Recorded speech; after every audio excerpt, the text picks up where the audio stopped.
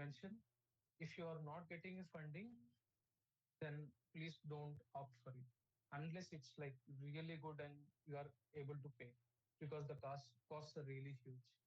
So do try to get a scholarship or some kind of funding. In Europe universities, if you don't get a scholarship, you can do teaching assistant or some other works, but you should be very clear that you will get them while you join. Because like in US universities, the universities in Europe will not guarantee any kind of teaching assistant in prior to joining. So that's the point. Maybe Deepa can tell more about US universities. Yes. So in the US, I've not seen anyone paying their, like, not getting a stipend for PhD, because if you are enrolled in a program, you will be getting your stipend, and all your tuition fee and all the other fees that the university imposes on a student is waived off. So you should not be paying anything out of your pocket. There is two ways you are funded by a university. One is GSR, that is graduate student researcher, and one is TAship, that is teaching assistant. Both of them give you a kind of similar amount of stipend. And GSR, I mean, you will be working with the professor in his lab and he will be paying you. So he's responsible for paying you. And teaching assistant is basically university is paying you for teaching the students. And pay range of both of them is same. But yes, you will be getting a stipend, and it is sufficient for like your all your living cost and your living or sustaining your life. So it's not less, but it's not too much. So you should be fine. And regarding external fellowship, people do apply for external fellowship, not because they are not getting funded from the university, just because if you will get an external fellowship, your prof don't have to pay you, so your prof will be happy if you get an external fellowship. So you can look for them. There are not many, because if you're international students, ultimately the chances of, not the chances, but your qualification for applying for fellowship decreases, because we don't have much option to apply for. So but you don't actually need to apply for an external fellowship, because you will already get sufficient funding to live your life here. So yes, you also get your insurance covered. That is also good. Another question in many people's minds might be how to balance industry experience and academia. So, have you ever worked in an industry before pursuing your PhD or something related to it? And do you think that if you did, that industry experience would make you stand out more from other candidates? Uh, Personally, I had worked in an industry, but I would say at least for when you apply for an academic institution, it doesn't matter much, because industry experience sometimes they may take in a negative role also. So industry experience doesn't matter much, especially if you are applying for a PhD. I'm just talking to in the sense of PhD application, nothing more.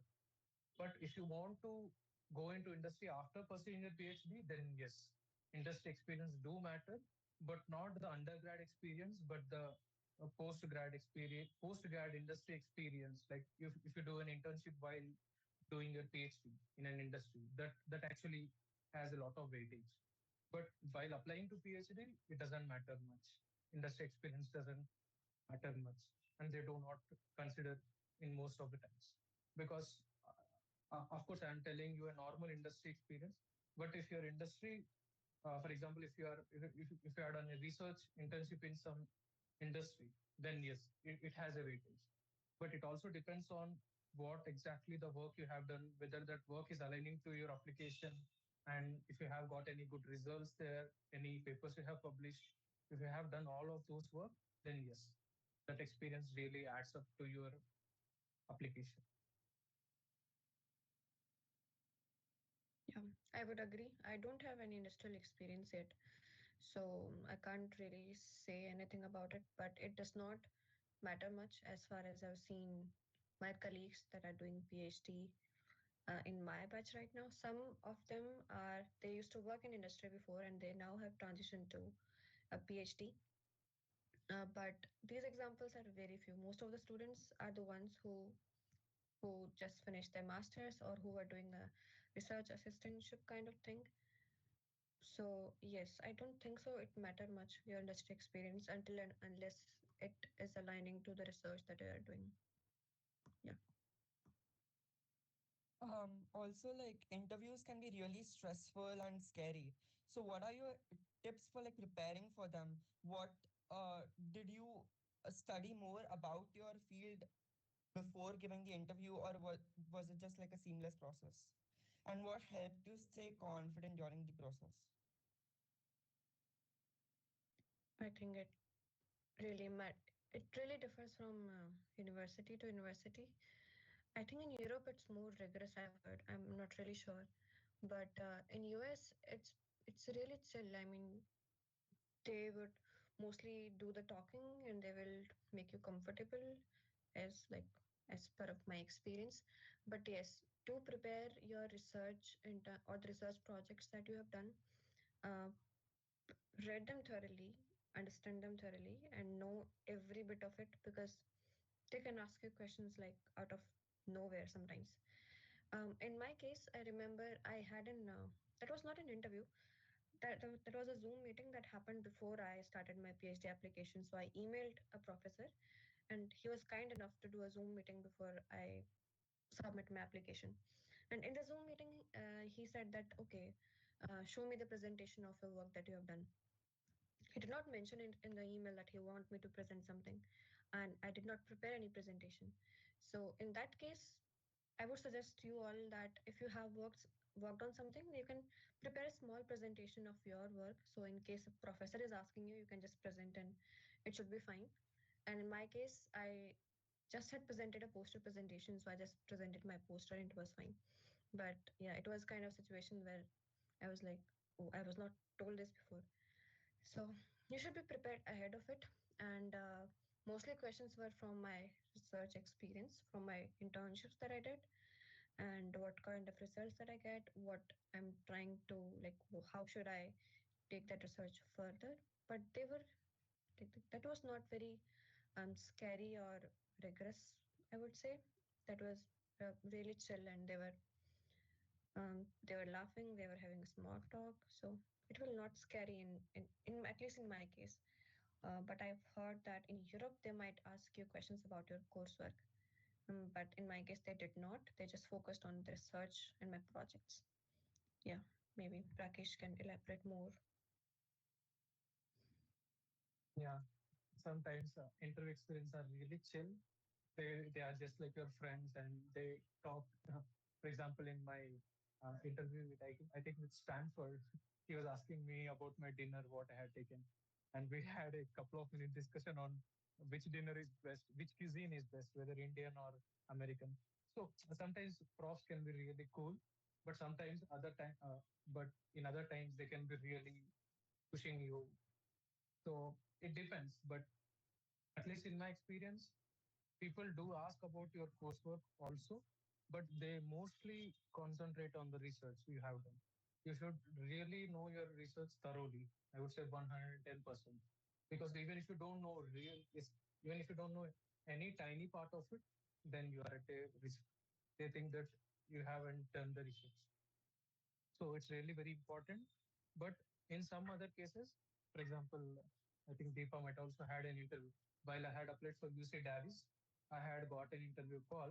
Before giving the interview, my prof, the computer science prof, he had sent me a very big assignment, which was, it's not easy. It was tough. I had done that assignment for 2 days, 3 days, and finally I could get all the questions correct, but one question wrong. I had tried many ways, but I couldn't find the answer. And finally, I had gone to the interview, and he was really uh, stressing on how to solve that question a lot. I tried to answer, but it was not sufficient, I guess. And he was going much into not into my research, but into other aspects of quantum computing. So sometimes it might be the case. You also had a similar interview, Deepa. They gave you assignment, and based on that assignment, they took interview. No, it was not in my case because I worked in UC Davis last year. So the professor who interviewed me, she know me from my internship. So she had a very, very casual call with me. She was like, "Oh, so did you like Davis? Would you like to come back?" So she was just like very chill. But I think it really matters from it really differs from department to department, I think. Yeah, it matters from department to department. And coming to the interviews in UK and Europe, yeah, they are much, I think, a little more regressive, aggressive than those in US. Because I don't know if you know, but many universities in US, at least the professors, they previously, before even taking your interview, they know whom to take. In most of the cases, interview is just a formality. For example, uh, one in Harvard and MIT, they were really sure whom to take. So in my interview call, it was just a formality. Actually, the department asked the professors to take interviews of, let's say, 10 particular students. So even though the professors are sure whom to take, but still they need to take interviews for those 10 students. So sometimes it may happen that you have performed extremely well in some interview, but still you don't get an offer. That is completely possible. So don't feel sad about that because it's already pre-decided in some cases. But in some cases, professors do take interviews to check. So, for example, in my Cornell, he was almost sure to take me, but he had little some more questions about my interests. So he had a talk with me. So both cases are possible. Interviews are very, very dynamic. And I would suggest you to prepare not on your coursework, but on your research and on the current field you are working on. For example, in my case, it was quantum machine learning and quantum information theory. So I had, brushed up some of the basics of my field. That really helped me during the interviews. So actually, relaying from the fact that we're talking about visa policies, the landscape in higher education is changing quite a lot. So visas and funding, everything. So what are the most promising countries for undergraduates to sort of apply to right now, like for graduate applications? And are there any emerging destinations that were not as popular previously, but are now like sort of developing quite a bit?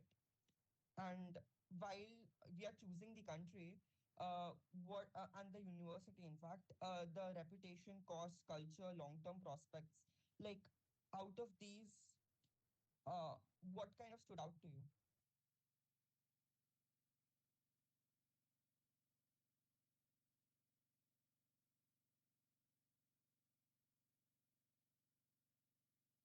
Okay, Okay.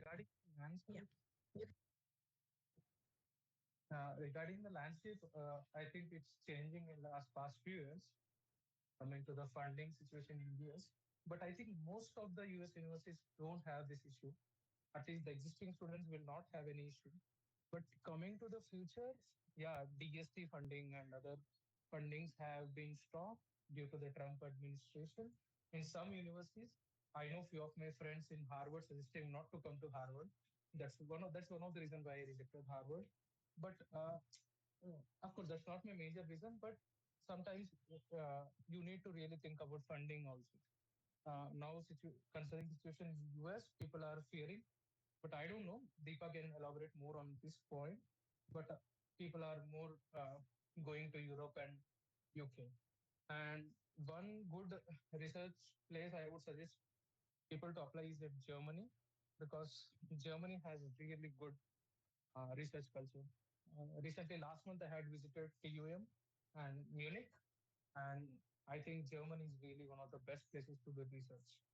So do consider Europe, Germany, UK, and other places also. Switzerland also have really good one or two of the top institutions, ETH and EPFL.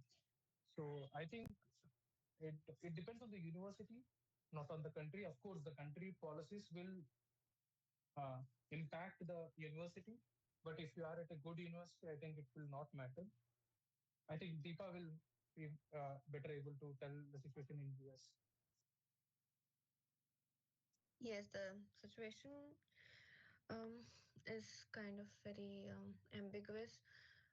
Trump recently, I don't know this if this bill has passed or not, but he has recently announced that he will reduce the F1 visa duration from 5 years to 4 years, and usually PhD is of 5 years. So that means after 4 years you have to go for a renewal.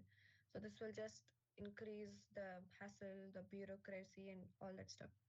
Along with that, he has also did a major cut down in NIH funding. So many of the professors they've lost their funding, and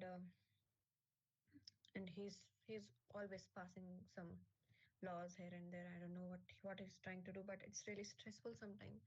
So, and regarding the funding, I think you should better consult professors, because at the end, the professor is the one who will be paying you when you are on a GSR. I've seen some professor in my department who have a lot of funding right now, and they're like heavily actively recruiting students, as well as there are some professors who are not recruiting anyone because they don't have enough funding. So it kind of really depends on professor. So when you're applying, you can maybe when you're emailing a professor during cold mailing, they can better tell you if they're accepting student basis on the basis of their funding situation or not. Because yeah, it really varies. But I would suggest that yeah, actively apply to Europe, because even the visa situation is not clear for the US yet. They've applied some kind of, I don't know, they're doing some social media screening, and that is delaying all the visa thing. My visa got delayed by like 1 month due to this social media screening, and I was so scared for a while, but then I got it and I was relieved. But the things is like it's not really smooth. So if I'm not saying that the chances are really low if you're applying to the US, people are like coming to the US right now also. But you should, if you really want to come here, you should have a good talk with a professor who will be recruiting you as a PhD student, because your your money criteria, the stipend that you will be getting, everything like depends on him. So he should have enough funding to sustain you. And yeah, please apply to Europe. That is a really good destination right now. You don't have to worry much about government throwing some stupid laws and stuff. Especially, yeah, Switzerland is nice. Germany is really nice. I would agree on that. Um, in my field, Poland also has some great universities. What else? Austria also has some good universities. So yeah, it depends. Please do apply to Europe, and do check for the deadlines of European universities, because it really differs. Some of them has deadline like in this October, November, and some of them have deadline in like next year, May, June. So really depends and really differs. So have an eye on that. And one other destination people don't consider much is Singapore, which is, I would say, really underrated because Singapore has really two gems. So please do. And US and NTU, they are consistently ranking in top 15 in US ranking. But of course, one disadvantage you would have if you go there is after PhD opportunities are sometimes, hampered. This information I got from some of the people who graduated from those universities. But in terms of research and in terms of the reputation, those two universities are really really good. And the advantages you would get are really excellent because you can get a visa very easily, you can get funding very easily, and it's extremely cheaper to travel there. Singapore to Bangalore flight sometimes you can get in 7,000. Can you imagine? It's really cheaper. You can visit your home maybe couple of months or something like this. So everything in Singapore is really super easy, and even the food, Asian food, is really available there. And there are many of my Tamil friends. They have very big communities there. So I mean, it's really super easy to transition from India to Singapore. So please do consider Singapore also.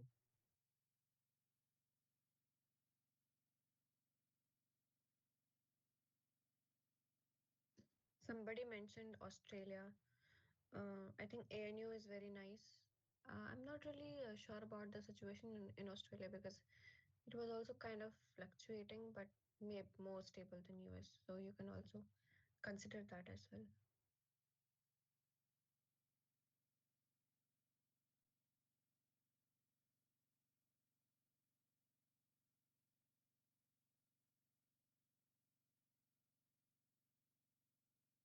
Also, Thank you, Bhaiya. Yeah, you can go on. just someone was asking about funding opportunities in Europe. To be honest, I don't know because I haven't applied for external funding, but maybe I can try to find out something and I can send you. And one another question was like, if your professor is accepting, then is your admission confirmed? It's a sure no, because many times admission doesn't depend on professor, it depends on the committee also. For example, one prof at Caltech really liked me and we had met couple of times in conferences and he was like sure to take me and he was really liking me. But unfortunately, he was not in the admission committee and admission committee at Caltech, they didn't screen me even for an interview because they have some random criteria that if your undergrad must be from top US universities. If you don't have it, then you should have A, B, C, or something like that. So sometimes screening criteria is also really tough. So we can't say. If your professor is saying I'll take you, it doesn't mean your admission is confirmed. I would say it is not at all confirmed. So please don't rely on that. Apply for many universities. Have a backup. Yeah, I would like to add one thing that application fee for applying to US universities is high. So, for example, I think it's 140 or $145 for a UC application. So, if you're applying to UC Berkeley, UC Davis, or UCLA, $140, and if you're applying to like many of them, so you can easily like cross your 50-60,000 rupees just for applying. So be mindful when you're applying, and in fact you can waive your application fee as well. In some universities, my Washington University application fee was waived. They wanted me to attend a meeting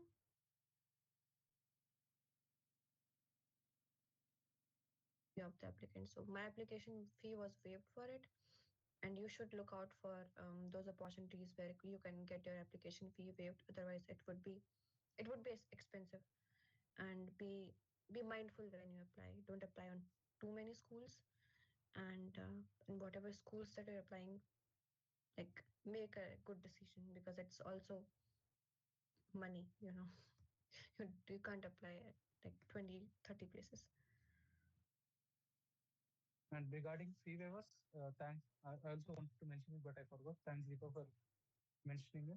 So many universities, in fact, have this. For example, Cornell, NEU, Washington, even Harvard, and I think MIT. I mean, many universities really have it. In my case, more than half of my applications were really free. I had done a lot of research on it, how to get my application fee waived off. And in many cases, you can write an essay you can write a short letter to the admission committee saying that, okay, I'm from India, our currency is low, my parents' background is so and so. And I mean, you can just describe your financial situation and request for a waiver.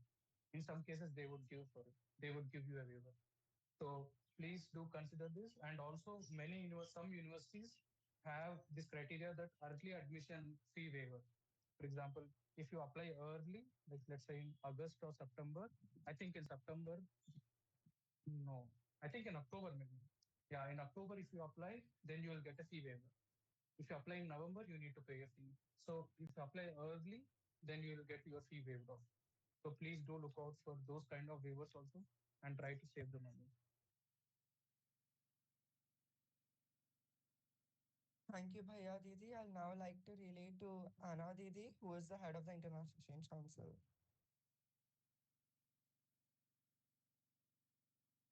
Thank you, Kunal. So, hi again. We'll now be opening the floor for questions. If you have any questions, you can post them in the chat box and they'll be addressed.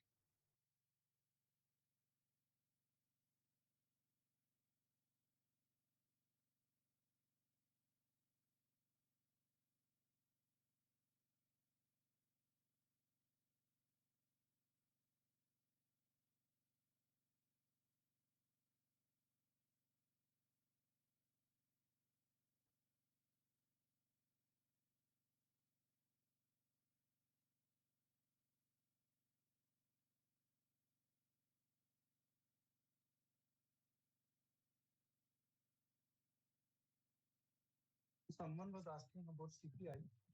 grade actually fluctuates a lot, but I would say really good grade talks a lot about you, because grade is not something you can get in 1 month or 1 year, right? You should be consistent on it. For example, many of my friends who got admission along with me in Harvard, they I did not see anyone having a lesser CPI than, I think, 9.3 or something. I'm talking about Indians.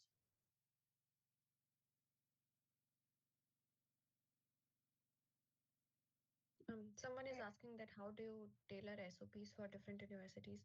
So when you apply for different universities, go on their website. They even sometimes have prompts that what you should include on your in your SOP, and they really differs from university to university. Some university wants you to focus on some points, want you to include something, and some university does not. So look out for what they really want you to include. They must have some points included that what you should include, and specifically focus more on uh, the research or the professors that you want to work with in that university. Read their work thoroughly, uh, go through their research really well, so that you can create an alignment of your research interest and their research interest.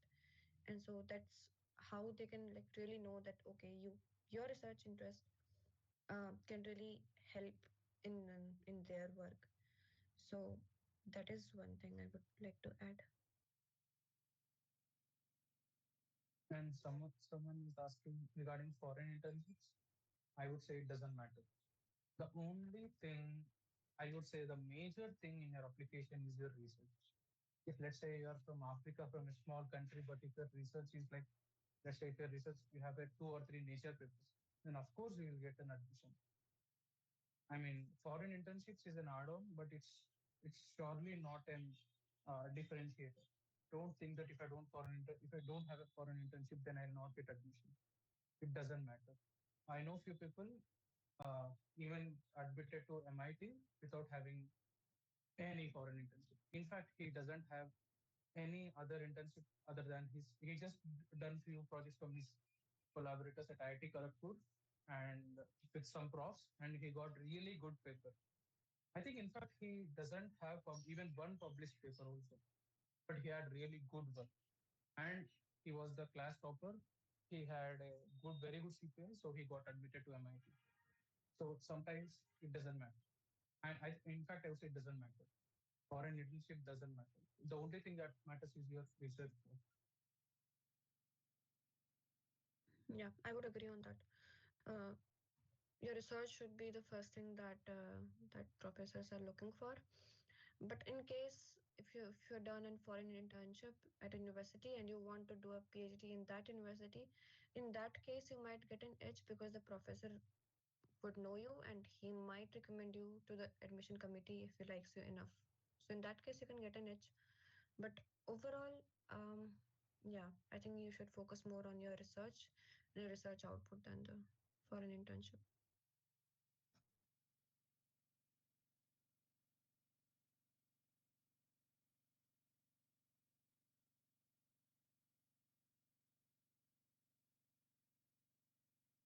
We have one more question. What made you choose pursuing PhD?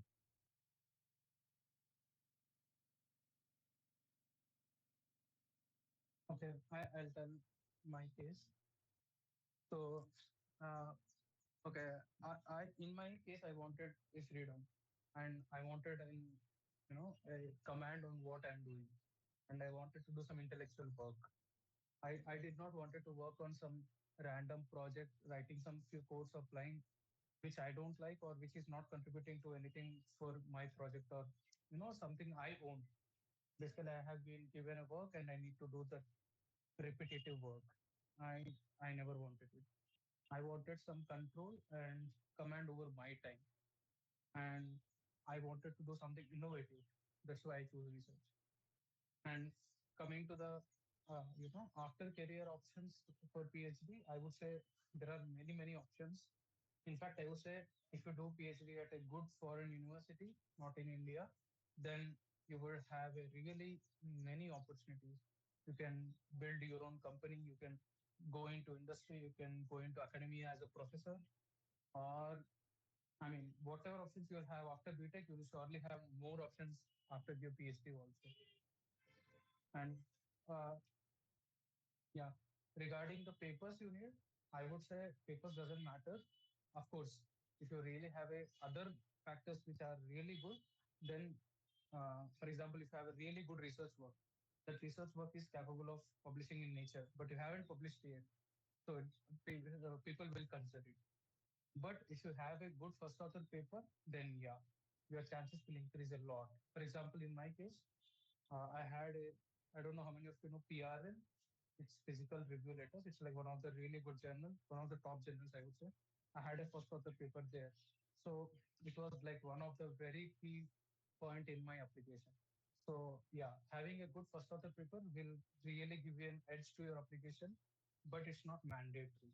The only mandatory thing is having a good research work. So that's all. I want to answer about that. What made you choose pursuing PhD or going in industrial job? So I wanted to do research since the very start. So that's how I started. Like I started doing research when I was in second year, but it was until third year that I was confirmed that okay, I will do research because to that I was kind of dicey that I'm liking it, I'm not liking it because my field was astrophysics and I was not kindly totally into it.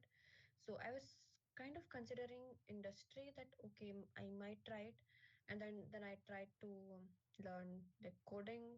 I tried to do CP and stuff, and I I thought, oh my god, it's even worse. So so I think maybe the field that I was doing research earlier was not for me. I should try something different. So at the starting of third year, that when I did my IT Roorkee internship, I was like, okay, the research is good, the topic was not. So I think this one is something that I like it better, and I can work more on that, and that this is something I could do through my whole life. So this is how I decided to do PhD because I think I was not really interested in the industrial job, like as Rakesh said, doing like working on some random stuff and sitting there coding and coding something that you have your command on. So in fact, now when I'm working on a project, my professor always asks me that, okay, what interests you? What do you like to do? We would like to give you a project that you would be happy doing. We don't want to give you something that you don't want. So that is something that this kind of freedom is something that I really like and I really enjoy. And so yeah, that's why. And about the publication, yeah, I think it does not really matter much. But if you have something, that's really good. But I won't say that if you don't have any publication, then your application is not good. Uh, Totally depends on your research experiences. So try to make that stronger. And if you don't even have a publication, then that's fine. Many of my friends who are admitted to my cohort, I think many of them don't have a publication, but they have really good research experience, so that kind of compensate. One question is there. I'm really confused between pursuing PhD and masters. I have a research experience in first author publications. So you are leaning more to a master's in EU. So I think both PhD and masters are a different type of commitment. Masters is of much shorter length and PhD is much longer. So you need to have a kind of mindset before you pursue PhD because first it is long and second it will be rigorous. So if you are not if you're not really prepared to do a PhD, you might get burnout in the middle of somewhere. So yeah, you should think before it. But one thing a PhD that gives an edge on is that the first thing is, yeah, you don't have to pay for anything. You will get a stipend and you don't have to pay for anything out of your pocket. So money is not an issue with that. But PhD does give you a research experience, which many of some industries really sought out for. So, for example, when I So the prospect of job, if you're looking for an industrial job, because you're leaning for masters, I'm assuming, the prospect of jobs after a PhD is not that much in India, but it's really high in, at least in US, that I know of. They really sometimes, the job description says that the minimum qualification should be a PhD. So I think if you're leaning for an industrial job, uh, PhD could could be better option, but you should be prepared. But because if you don't want to study for like 4 or 5 years, then that's totally that makes sense because it's a rigorous thing. But a master's in EU, I don't know, like what actually want you want to pursue. I'm not sure about how the master's in EU looks like. No. Yeah, so I was saying that I'm leaning more towards a master's because I don't feel really prepared enough for PhD, and I feel I need more experience before applying to a PhD. Like even the publications, I want to explore more and get into research and different aspects of research. Because currently I've done one project. I did it for 1 year. It was a good project, but I feel I need more experience for the PhD. I'm not prepared enough. I have been really confused while writing my SOPs as well.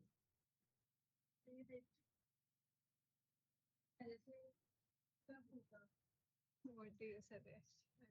I don't know. Okay, so you are like you're confused because I don't feel prepared enough. I I mean, I don't know was if I'm really ready for the company. yeah, that makes sense. So, what is your field of study? I'm a BTech student from pharmaceutical, and my research field is in drug delivery, pharmaceutics. Okay, Which year are you in currently? Final year. Okay. I think I know someone. I think Gokul is doing masters in EU. He's from pharmaceutical. He might guide you Yes, better in that area. yes. I've tried talking to him. He was like, "You, if you're not really ready for PhD, then maybe try applying to 1 or 2 universities, and then go for like prepare for your master's applications." Yeah, because Uh, Listen, I can give to you is many universities have an option like you can go for a 5 year PhD, but let's say after 1 year or 2 year, if you don't like it, then you can get a master degree and come out of the university. Maybe you can try that because you can apply for a PhD and you can get it after 1 2 years if you are not feeling to do research and if you are not liking it, then yeah, just come out with a master's degree. Or if you are interested more, if you want to continue it, yeah, then please go ahead. It's like basically an integrated PhD. I think you can try it, but yeah, it depends on you. But then I've not really searched for universities that have that specific program. I think I can try that way also. Maybe you can search some universities in US have this kind of thing. I yeah, think Stanford had it. I'm not very yeah. sure. UC Davis had it also. Like you can do that. I'll check You that can try also. looking. Yeah, because I think many universities in West Coast they give this opportunity because many people are scared, so they want to give an opportunity. Okay, you come to the university and try it out. If you're not feeling like, yeah, then we'll give you a master's degree. I think UCSD also has this kind of thing. I'm not very sure. Maybe you should do a quick research on it. I'll look at it.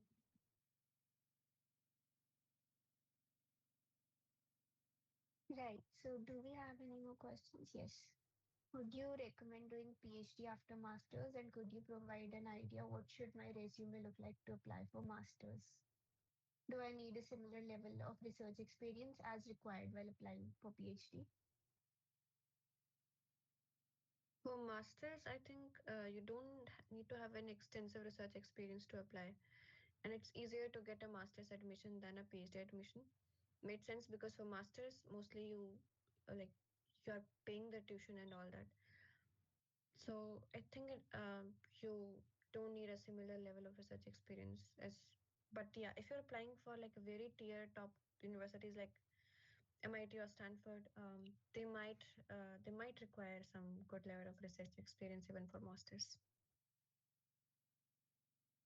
Yeah, and coming to the masters, there are two different kind of masters, at least in Europe. One is taught masters, where you are basically taught some courses, set of courses, and then they will give a degree. And one is research masters, basically where there are very few courses and mostly the degree is oriented toward research. If you are applying only for a taught masters where you don't need to do any research, then they'll just see your coursework and how well you have performed and from which university you are in or what. I mean, they'll just consider your academic excellence. That's all. But if you are applying for a research masters, then it just depends on your research because there are not many courses, and if that research masters in designed in such a way so as to help your PhD. So if you are, I mean, if you want some industry job, that's why you're going to masters, then it makes no sense to go for research masters. And at least most of the universities in US, they don't have these two different options. They just have one masters. And for that masters, mostly they will not consider research. Of course, you need to have a little bit of understanding of an area and some good projects. And if you're applying for a top tier university, sometimes industry experience does matter to a masters, at least in the areas like computer science. Yeah. I think we do have two types of masters. One is course track and one is thesis track. I think that's what we're saying. Yeah.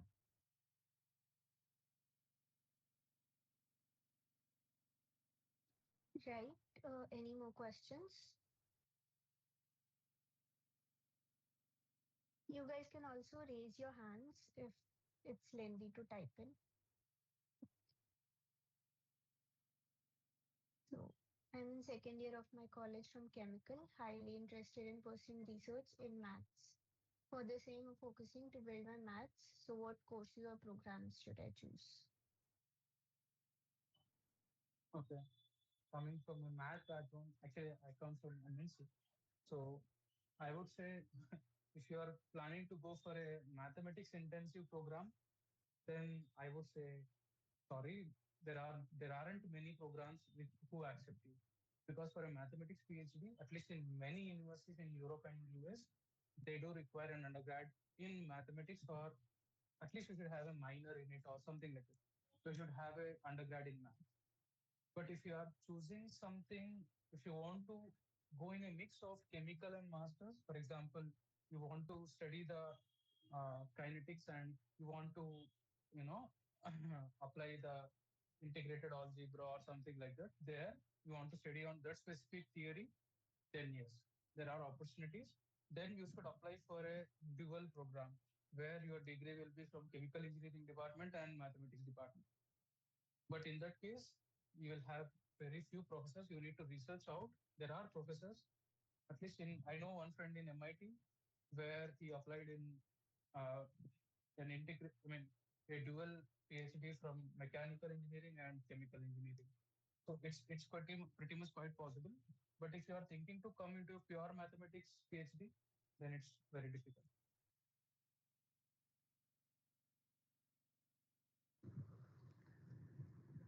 I have a question about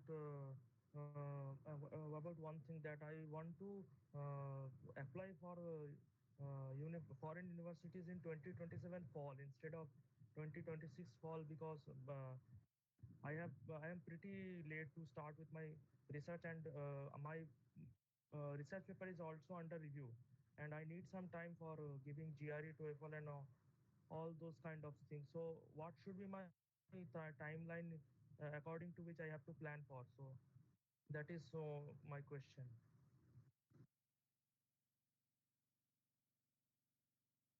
So you already And have your degree on your hand, or you will pass out this all. not Not yet. I am ID integrated dual degree student, so I will be passing out on 2027, 2026 next year. You want to apply for, uh, I mean, next fall, right? Not this fall. Yes, 2027 fall. Yes. Okay, okay. So I would say, first of all, if your paper gets published, then it's really plus point. And I would say, since you have a pretty much good amount of time, try to expand on your work. Try to have one more project within next 6 months or something like that. Try to do an internship in this summer, which will really add up on your profile. Do try for internships. Try to apply now. And coming to the, I think you should just focus on your research and try to give GRE side by side, because you have a lot of time. Then you can just try to continue your research and do GRE within 1 or 2 months, and try to complete your GRE profile everything by the next summer. And then after summer, try to do very good research on where exactly you want to apply, and try to give a very good strong application for the next fall. But I think at least for the next 6 months, or even for the next 1 year, we should focus on research. We should try to have good projects along with having a GRE and TOEFL done. Hmm. I would agree on that. On top of that, you can check if you have to give GRE for a university, because if they don't need a GRE, then you don't have to invest time in preparing for that. I did not give a GRE, so you can try to differentiate between what aspect you have to give time and what you don't, and yeah, focus majorly on research. Which department are you in? I am from civil engineering, and the problem is my research topic is in physics informed machine learning. That is a topic that emerged after 2021. So it took me, I think, 1 year to just learn that, to learn how hands to get my hands dirty on that topic, and after that I started my research. And currently, one paper I have already is gone under review in a reputed journal, and one work I have already finished, and now I will be starting off with writing the first draft. Okay, cool. So the topic is in civil engineering only, right? Yes, it is applications of machine learning in any kind of mechanics and solving the partial differential equations using machine learning. So that is the basic the topic. Okay, I got it. So basically, at least as far as my knowledge says, you must write a GRE. At least if you want to apply to some US universities like Stanford or Harvard, because I know civil engineering requires a GRE there. For other universities, maybe you need to quickly check through their website. But as far as my knowledge says, you require a GRE. Someone is asking about also there is any scholarship opportunities for masters. One thing that I know that in the US, as a master student, you can also be a GSR. You can do research just like we do. And when you're appointed as a GSR, your tuition is waived and you will get a stipend just like we do. But that is very competitive for master student. That is difficult to get, but if you will get it, yeah, there will be like you will get a scholarship just from the professor itself. I have know few students who my friends in dispatch who are on a GSR and they are a master student, but it can be competitive. Yeah, at least in Europe, it's extremely competitive.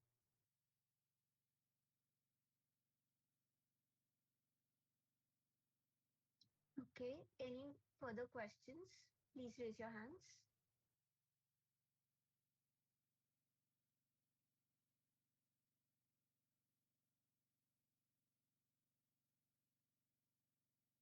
I guess there are no more questions. So maybe we can conclude this session. So thank you so much, Rakesh Bhaiya, Deepa Didi, for sharing such valuable insights and your story, journey, advice. They've been incredibly inspiring and practical for everyone, I guess. So thank you so much for taking the time to guide us today.